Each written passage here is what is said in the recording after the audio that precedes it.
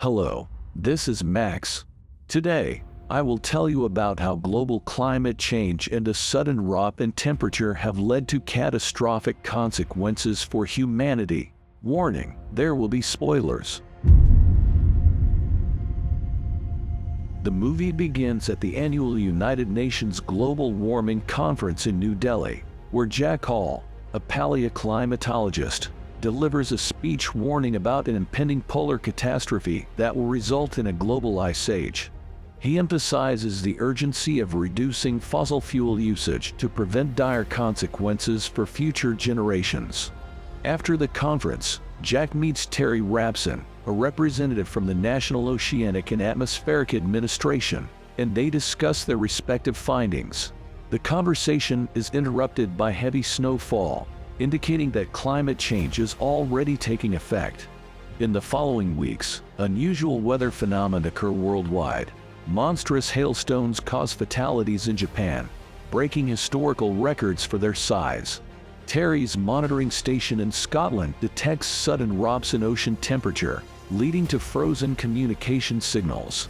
Astronauts aboard the International Space Station observe massive storms brewing in the Earth's troposphere. The story shifts to Washington, D.C., where Jack drops off his son Sam at the airport. Sam, a gifted student, is heading to New York for a decathlon. Their relationship is strained due to Jack's absence from his son's life because of his demanding work schedule.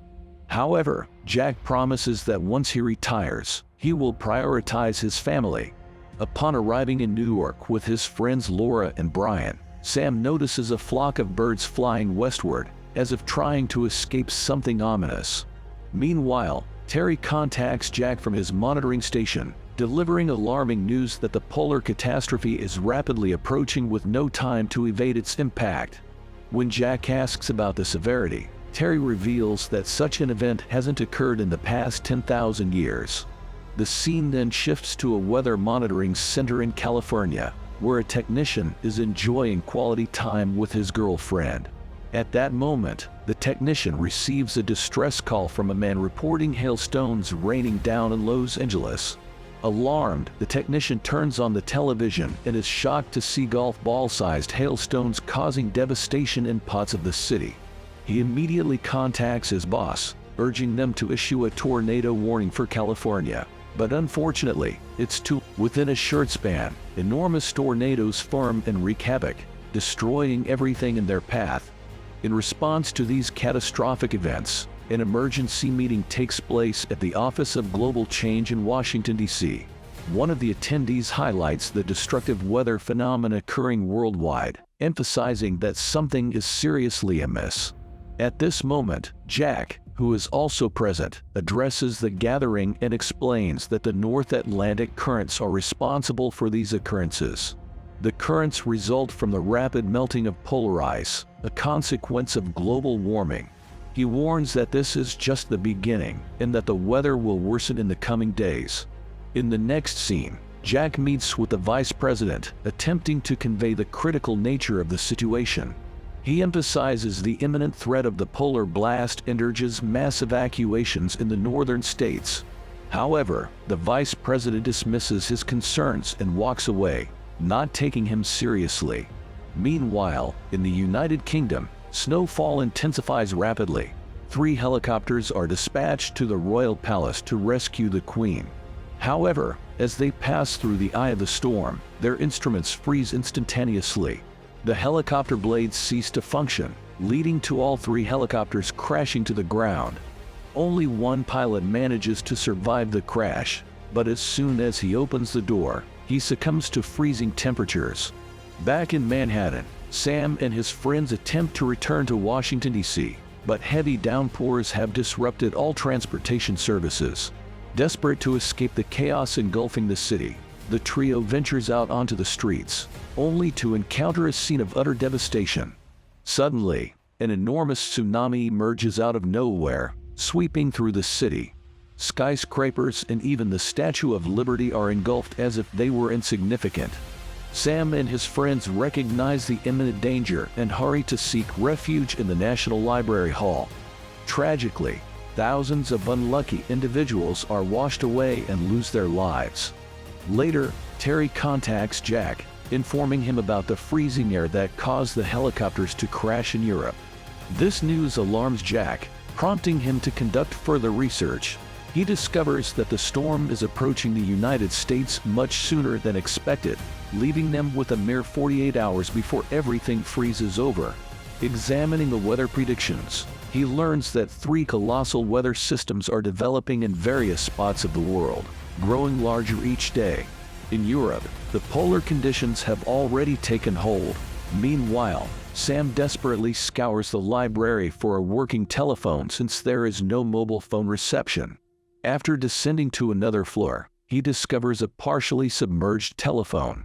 Determined to contact his parents, he swims to the phone and manages to make a call. Jack is overjoyed to learn that his son is alive and immediately starts giving him instructions. He advises Sam to stay indoors and wait for the storm to pass, as venturing outside would lead to instant death by freezing. Although worried, Sam finds comfort in his father's assurance that he will come to rescue him soon. The following day, everyone in the library gathers clothes and supplies, preparing for their survival. Suddenly, they hear a peculiar noise from outside.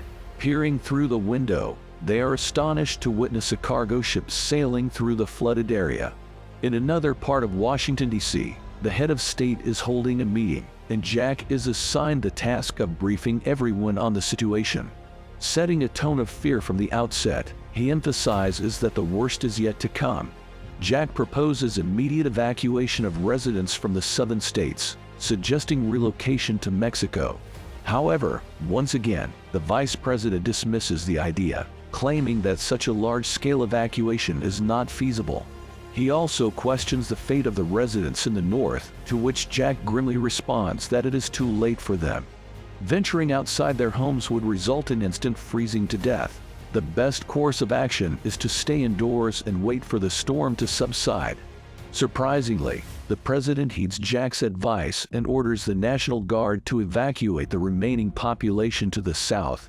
In New York, the people inside the library observe a group of individuals walking across the frozen landscape, deducing that they are making their way to warmer states. Influenced by this sight, they also decide to venture outside before the snow becomes deeper. Sam, aware of the impending danger, attempts to warn everyone that it's a mission of death, but his warnings go unheard. Eventually, everyone leaves the library, except for Sam's group and a few others. Meanwhile, Jack embarks on his journey to New York accompanied by his colleagues and close friends, Frank and Jason. Their extensive experience researching in the Arctic has made them accustomed to harsh weather conditions. Back at the library, Sam and his group search the entire building for food and manage to find some items in vending machines. They also gather books to use as fuel for the fireplace. Elsewhere, as Jack and his companions traverse through the thick snow, they unexpectedly encounter a roadblock, forcing them to continue on foot. With great determination, they walk for several hours. Unfortunately, when they reach the top of a fragile building, Frank accidentally breaks the glass and falls inside. Caught by the lifeline, he hangs on while his 2 friends support him. However, the glass begins to crack, leaving them with no choice. Frank makes the courageous decision to cut his lifeline and sacrifice himself, allowing his friends to proceed with their mission. Inside the library, Laura suddenly falls unconscious with a fever. Concerned, the group investigates and discovers a wound on her leg, potentially causing blood poisoning. A medic among them explains that Laura urgently needs a penicillin injection to avoid amputation. Determined to save his friend, Sam decides to venture into a nearby cargo ship, hoping to find the necessary medicine. Brian and another companion, JD, volunteered to accompany him. In a different scene, the vice president, now stationed at a military base, learns about the president's fatal accident during the evacuation. Adding to the dire situation, researchers reveal that the eye of the storm has shifted course towards New York City.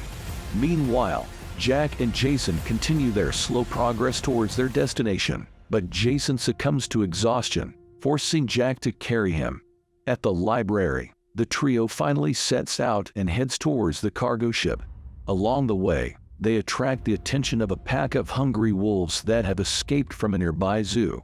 Sam, Brian, and JD manage to reach the cargo ship's kitchen, where they find penicillin and search for additional supplies. Suddenly, they are attacked by the pack of wolves. Sam and Brian narrowly escape to another room, but JD is severely bitten. Despite the perilous situation, they save JD from the ravenous beasts. As they brainstorm ideas for escape, Sam notices the skies clearing outside. He realizes that the eye of the storm is approaching, and time is running out. With great bravery, he puts himself in harm's way, luring the wolves away from the kitchen. Sam manages to elude the wolves as he runs through the abandoned ship, narrowly escaping their pursuit. Eventually, he catches up with his friends, but JD is unable to stand. Determined to bring him back to safety, Sam and Brian fashion a sledge and carefully transport their injured friend back to the library. Meanwhile, Jack, while dragging Jason through the thick snow, notices the rapidly approaching eye of the storm. Acting swiftly, he searches for shelter amidst the snow-covered landscape. Fortunately, he discovers an open vent and quickly lowers Jason inside before joining him. As soon as they close the door, the freezing cold envelops the area, turning everything into ice. The boys reach the library just in the nick of time, narrowly escaping death. They frantically work to maintain the fire, knowing that it is their only defense against the harsh cold. Similarly, Jack desperately attempts to light a fire and succeeds using an open stove. After some time, Jason regains consciousness and observes the library encased in ice. With the eye of the storm now past, Jack resolves to resume his mission. Despite Jason's concerns about the danger outside, Jack insists that time is running out. That night, the two sleep in a tent, contemplating the future of humanity. Jack acknowledges that humans have survived ice ages before but warns that without utmost caution, they could face extinction in this one. After enduring weeks of disastrous weather conditions, the International Space Station finally observes some positive signs. They witness the storm dissipating in Europe, catching a glimpse of land mass for the first time in weeks. Simultaneously, Jack emerges from the tent and witnesses clear skies with the sun shining brightly. As they walk, they encounter the frozen Statue of Liberty and several ships embedded in the ice. They have reached Manhattan, overcoming days of intense pain and suffering. However, their hopes are crushed when they discover that the library, their intended destination, has been completely consumed by ice. With despair looming, they prepare to leave, but a small opening in the snow catches their attention. Acting swiftly, Jack enters the library through the opening, closely followed by Jason. Together, they search for Sam and eventually locate him. It turns out that Sam and his group have survived due to their fire. Finally, the father and son reunite after weeks of separation amidst the terrifying weather conditions. The scene then shifts to Mexico, where the new president is informed about the presence of survivors in New York. Excited by the news, he announces on live television the initiation of a major rescue operation to retrieve anyone stranded in the northern states. In the movie's final scene, helicopters reach Manhattan, discovering several people alive and gathered on rooftops, anxiously awaiting rescue. The helicopters also reach Jack and his group, who are finally transported to safety in the south. The movie concludes as an astronaut aboard the International Space Station gazes at Earth, remarking that it is the clearest sky they have ever seen. Thank you for watching. You can subscribe and give this video a like. Goodbye.